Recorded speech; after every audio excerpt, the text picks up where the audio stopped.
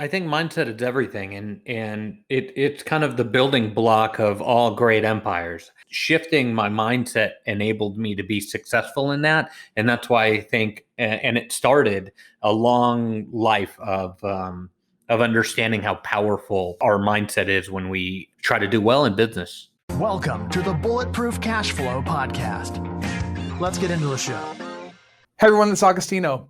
The one thing I've noticed among the great people that I have met and studied is that they have mastered the method of repeatable and predictable creativity, meaning they're able to apply their knowledge and craft over and over and over again very, very consistently. Now, the thing is that this type of creativity is something that can be learned by anybody. What's more, it could be used to build your own personal business success. Well, today's guest understands this very, very well. He has taught thousands of leaders and individuals around the globe on how to harness the power of creativity to improve their profitability, raise money, and ultimately create the meaning in their work. Now, working with such clients as AT&T, Microsoft, Ace Hardware, Activision, and JetBlue, he has spent the last 2 decades on his creator mindset formula to help these businesses scale to greatness. Now, with all that, I'd like to welcome Nir Bashan to the show. Nir, thanks for coming on, bud. Hey, thanks, man. Thanks for having me. Yeah, I think it's going to be awesome. Now, if you like what Nir has to say, you can reach him via his contact page at nirbashan.com. Okay, Nir, go ahead and tell the listeners a little bit more about how you got your start. Like, why mindset? Yeah, I think mindset is everything, and it's kind of the building block of all great empires. And so for me, that happened when I was 9 years old. I was in Los Angeles going door to door washing cars, and we got a lot of rejection. People wouldn't let us wash their car. They said, too expensive or whatever the rejection was. And I realized that a shift in mindset from one of trying to sell something to one of being of service was really what was needed at the time. And so just shifting the mindset into, hey, how can I help and what can I do, made us really successful. And what we ended up doing was not washing cars, but taking out trash cans and like sweeping up the porch and all this crap that people didn't want to do. And just shifting my mindset enabled me to be successful in that. And that's why I think, and it started a long life of understanding how powerful our mindset is when we, try to do well in business. Yeah, no, hey, I 100% agree with you. It's one of those things that that's why we cover, and we talked about this in the green room, is that to build success in real estate, for instance, you really have to have the right focus, the right mindset. It's very easy to say, though, when you, like in your case, you released a great book. In my case, we buy all kinds of like these nice big assets. But I can imagine when you're, just like you said in your story there, when you're 9 years old, it's kind of hard to even identify and make that shift. I know that as a young employee, I was often very, very, how should I say, negative, very, it just felt like whenever I was told to do something I didn't really want to do, I kind of looked at it as, I don't want to do this. And I didn't look at the positive things. So how do you get through that? I mean, that's probably one of the biggest things, right? Is the story you tell yourself, I would imagine. Definitely. So, for me, creativity really comes from a point of positivity, and looking at things as they can be, not as they are, is an incredibly powerful tool. It's free. It costs nothing. And it just required you saying, okay, here's a piece of land that I'm looking to develop. And yeah, to buy a highway. Yeah, to buy this. And here are all the negatives or whatever, or positives. And then really looking at the situation in a positive and a uplifting way. So when everybody looks at something in one way, you see it in a different way. That's what creativity is all about. When you're in real estate, you have to come up with a perspective that no one else has. Everyone else is doing the, hey, let's find a multifamily for cheap and, that kind of thing. Hey, let's, look for this particular type of investment because, I've done it 5 times before and I could replicate it in this city as well, right? Everyone's doing that. But what are you doing? What are you doing that's different, right? What are you doing? What are you employing? How would your mindset shifted? How are you looking at the particular investment? How are you executing this in a different way? And those are the really important things that that I talk about when it comes to not only real estate but any profession. Yeah, it's funny because I'm thinking back to my own journey, and I'm thinking that it's hard to get creative like that if you're around the people that aren't really focused on that. I mean, would you think that, or would you say that in order for you to spur that creativity to really, how should I say, get into sort of that mindset, you need to surround yourself with other folks that share that mindset and sort of let some of that creativity rub off on you? It really, so what I believe is that creativity comes from deep within an individual. I don't feel that it's like a group thing, right? I think that, and I've done extensive research on it in The Creator Mindset, which is a book we put out a few months ago. It is something we're all born with. And, I talked to a lot of child psychologists and all these people, did a ton of research, and when we're children we look at problems in a completely different way, right? We're like, ooh, how do I approach this in a unique and different way? And then as we get older, right, we get a little jaded, right? We're like, oh, that's that same plot of land, I had one like that 10 years ago, and blah blah blah. And when we get jaded, what we really do is we start to look at a situation with pessimism instead of optimism. And when we do that, we literally take all of the creative options of problem solving, great and amazing tools that we were all born with, and we like literally shut them down, right? We shut them down with skepticism. We shut them down with, oh, I know better and all of this stuff. So it's not about looking externally or surrounding yourself with a team and yay, everybody's doing it. That's important, and it's something that I teach people how to do. But it starts with you. You need to start that. And then through your optimism and through your creativity and through solving problems unlike anybody else, because your DNA is creative. The reason we're still alive today is because we were more creative than other beasts that were far more powerful and vicious than us. I mean, literally, human beings are around because we were the most creative animals on earth. And so, you need to be able to tap into that and use it. And then it catches like wildfire. Because if you're doing it, people go, you know what? He's happy. He's doing well, or she's doing great and she's super happy. Like, I want to be like that. And that perspective, that mindset, it's like a magnet, man. It just grabs you and it grabs people, and people want to be in your orbit when you solve problems in a way that other people don't. Now, how do you, as an adult, how do you forge that positivity? I mean, I know for me, it took some bad things happening in my life. I mean, that's one way to do it. I'm not recommending everybody do it that way. It's not the right way to do it, right? Sometimes you need something to wake you up and then realize that you only have so much time left on this planet. But there are other ways. But I guess what I'm saying is that when people are in that negative mindset, because as they get older, just to your point, that's typically what happens. I mean, how do you start thinking positively then? How does that take place? Is there a process or some sort of thing that you recommend around that? Yes, so I've got 92 tools in my book, right, that I talk about how to do exactly that. Every one of them is free. And one of my favorite is called the little victory, right?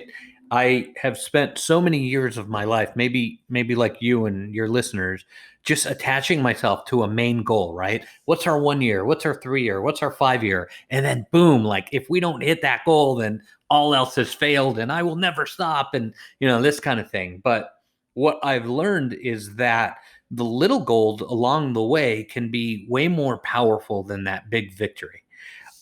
There was a ice cream salesman many years ago who wanted to sell a bunch of ice cream machines, right? For restaurants, milkshakes, stuff like that. And so, he had an analytical mindset, which is volume. I'm just going to get a bunch of people, I'm going to call everybody or whatever and sell a bunch of machines. And that was the main victory. That was the 3-year or the 5-year goal. Sell a shitload of ice cream machines, right?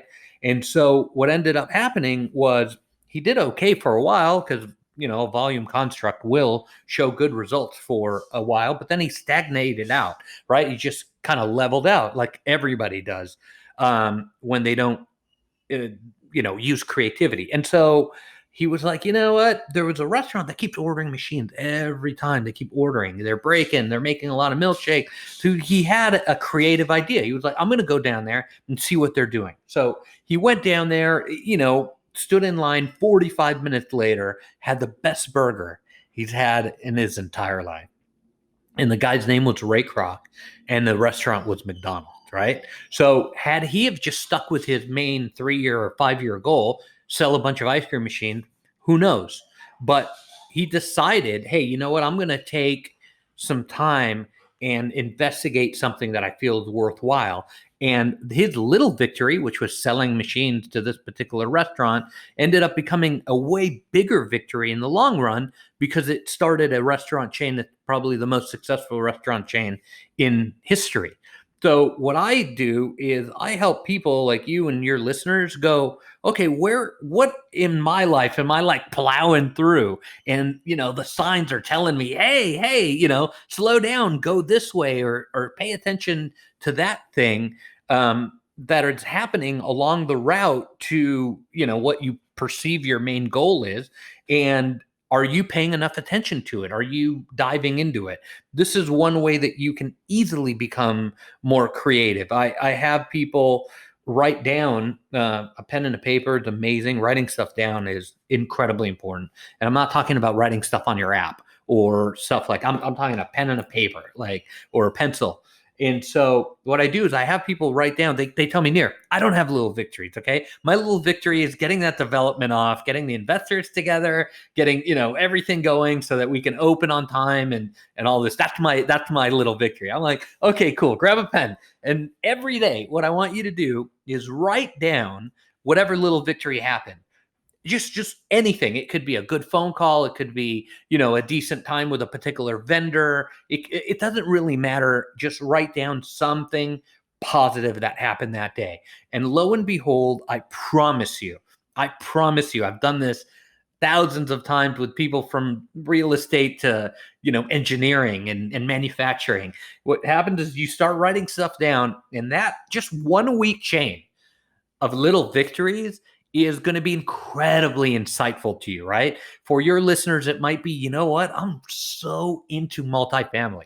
Like that's my thing, right? And like, I'm trying so hard at this and I'm trying so hard at that. But Hey, Agostino here, and I would love to connect directly with you. Text the word books to 202-410-4202 to receive weekly book recommendations from me. every little victory that comes to me easily has to do with multifamily. Like that's what I need. Whoa, cool. Let's focus on that. And, suddenly you're happier. Suddenly, you're less depressed. Suddenly, you feel better about your day-to-day work and, you're kind of in your zone and you're doing what you need to be doing. So that's something that I recommend people do right now. I mean, they're listening, do it at the end of today, keep a Post-it or a piece of paper or something by your desk and just write down one of the little victories that you have every single day. Look after a week and then see kind of where they're guiding you.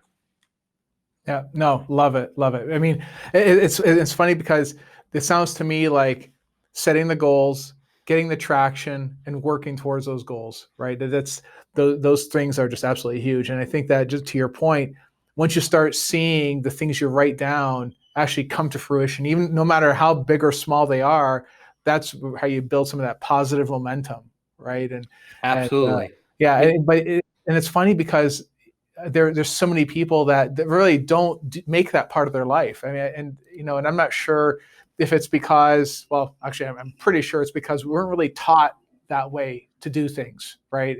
The most successful people, and maybe we could talk a little bit about some of those folks.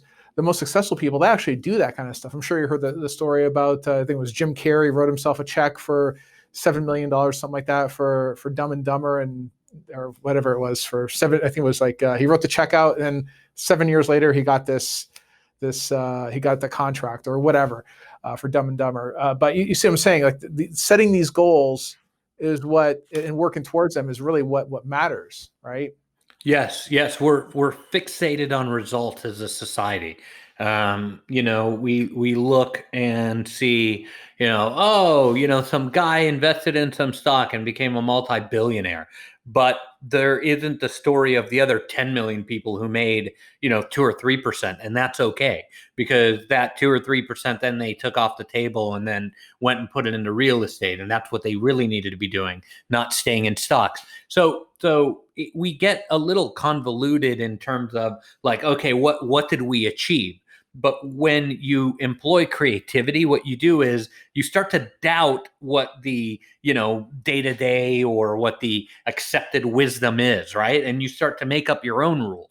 And so it is really important to think of your career in terms of things that are coming easier to you, rather than, oh, look, I plowed through this for 5 years and I got, an inch above.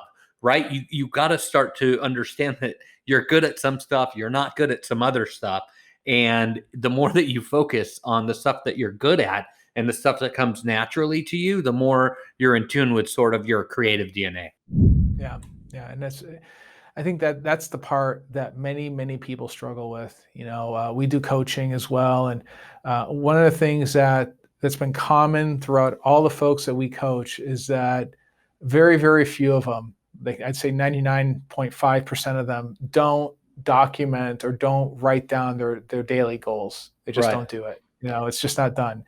And I think it has a lot to do with how we've raised, or how we were raised, and how we raise our kids even today. They're not really goal motivated. They're just, aside from, oh yeah, there's going to be a test on Friday, so study as hard as you can for this test that's coming up on Friday. That's it. I guess that's a form of goal, I suppose, but it's not really anything that's going to be life-changing, I suppose. Right? It's those little increments. It's just one foot in front of the other, and then realizing that is an accomplishment, one foot in front of the other. Listen, it took me 6 years to write my book, right? Why did it take 6 years?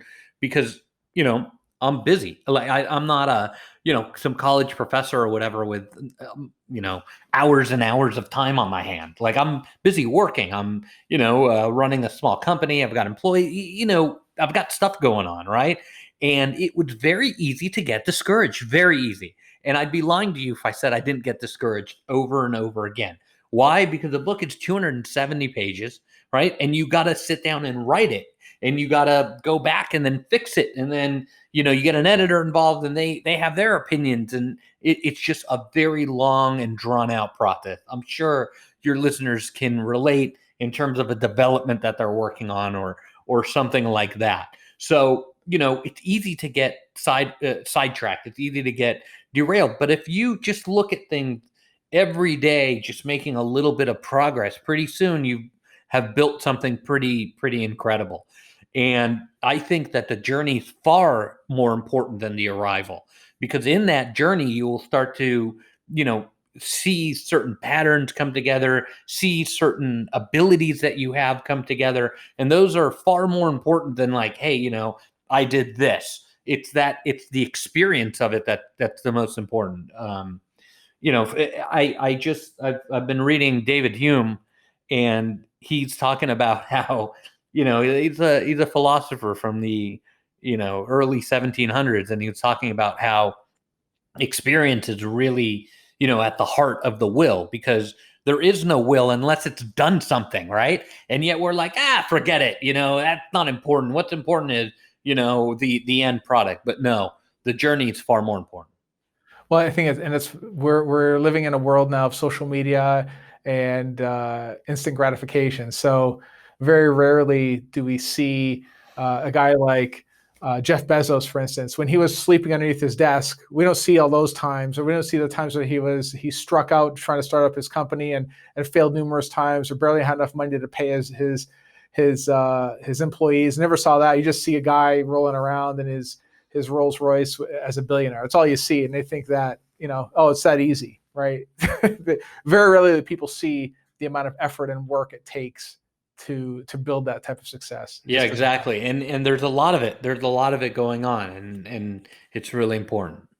Yeah. So I know that you've helped other companies. We talked about it in the intro there. So how do you help these companies and these people really recalibrate their mindset to really achieving bigger and better things? How do you do it?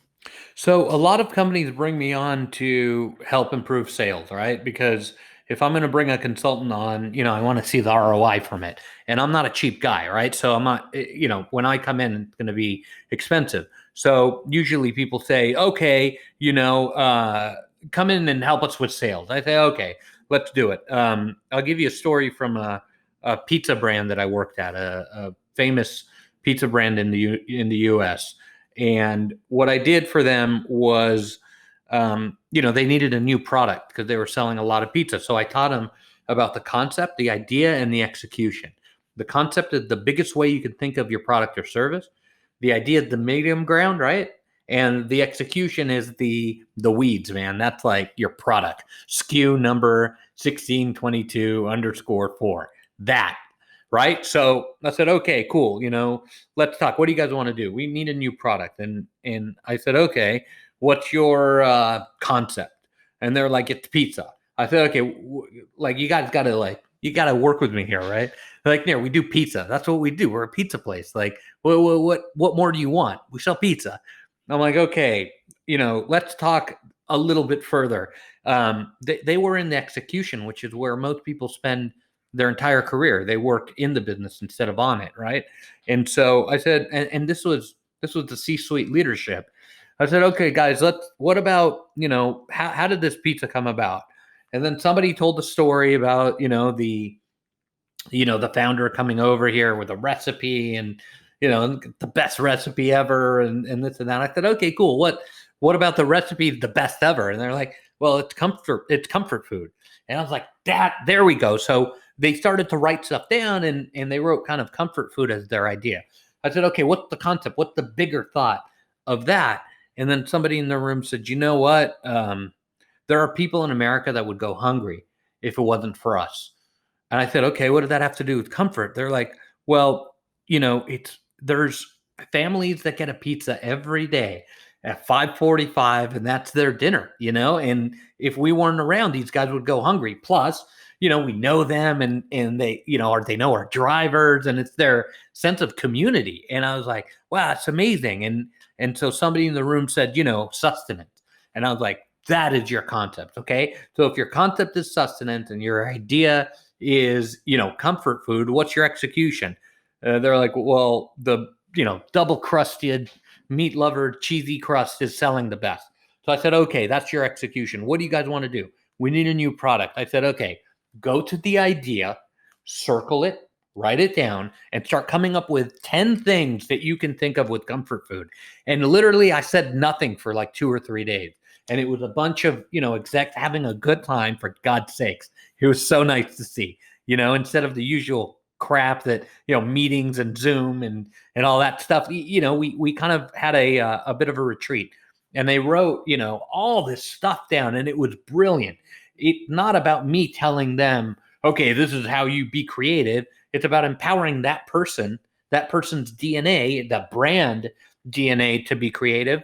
They came up with stuff like chicken soup and all the way down to like calzones and stuff like that. And I said, guys, that's great. Let's start to really develop that. And they did, and they offered it as a product and did incredibly well. And I recently talked to one of the guys that I did the thing with, and I told him, dude, chicken soup, that is a brilliant idea. You guys, it would be mind blowing if you guys were to do that, because you are really a comfort food brand. And you're like, yeah, we're still thinking about it. So that's kind of one of the ways that I help people. I teach them how to manufacture their own creativity. And it's really simple. It's not like rocket science, man. You just grab a pen, you write your concept, your idea, and your execution of your business, product or service, what it is that you do. And then you start to go into those 3 layers and massage them a bit and find things that are meaningful to you, and you can then manufacture creativity. Excellent. Now, would you say that when it comes down to, an individual, the formula might be a little different, like as far as having maybe a bigger purpose or a bigger, I guess, a bigger motivation. And where that question is coming from is that it wasn't until I decided that I was going to build my real estate portfolio and my real estate business for myself and for my family first, so I can build a legacy. That's when really things started coming into play. That's when the goal really started becoming clear. Would you say that that's one way to do it, or is there another methodology? So, it really is about realizing that creativity is innate to our DNA. It is who we are, right? Our mind is literally separated into two hemispheres. One deals with analytics, one deals with creativity. There's a lot of crossover, but for the most part, we have overdeveloped the analytical side and underdeveloped the creative side.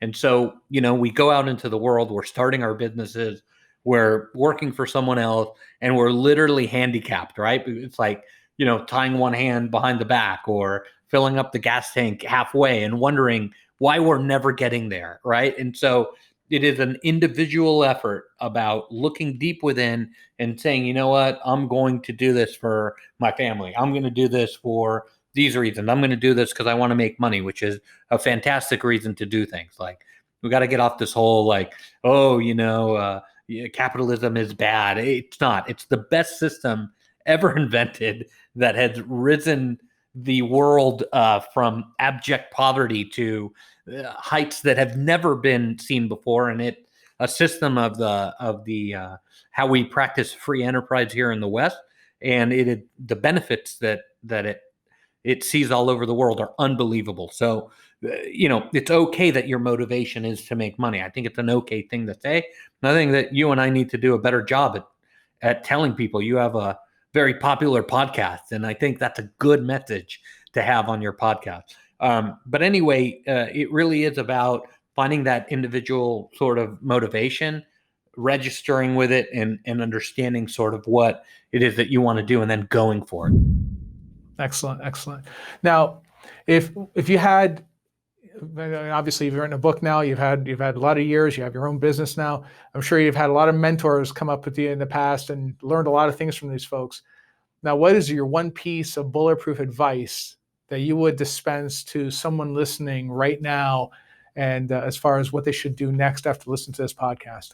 I think that what your listeners should really do is start to realize that the world is filled with opportunity. And when everyone is seeing, a crisis or COVID or terrible situation or lockdowns and stuff like that, you can do what everyone else does and then just get, negative about it and be like, oh, it's hopeless. The situation is bad.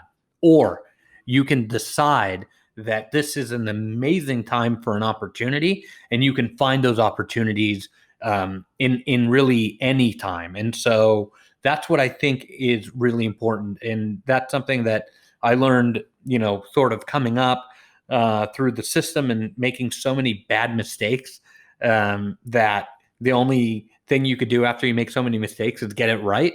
And that's one of the things that I learned, is really to think differently and to have tools to be able to look at any market or any investment or any situation and find opportunity. Excellent. No, love it. And it's funny because that's exactly what I've done. I've taken this opportunity to really attack different markets, and I don't know that I would have done it had COVID not showed up. Right? If it hadn't shown up, I don't know that I would have went down to Florida for 6 weeks to go look for new assets or anything else like that. So you have to try to find, I know it sounds a little cliche, to find the silver lining. Yeah, I guess you could say that, but it's more like changing your mindset and looking for those opportunities when everybody is in despair, right? That's right. That's what it's all about. It's a great way to live. All right, guys. Well, if you want to reach out to Nir, you can reach him via his website at nirbashan.com. Hope you got inspired. Hope you got your mindset fix. And definitely check out his book. He's got some really good material as well, right? Thanks for tuning in, and I'll see you in the next episode. Take care. Hey, Agostino here, and I would love to connect directly with you. Text the word books to 202-410-4202 to receive weekly book recommendations from me.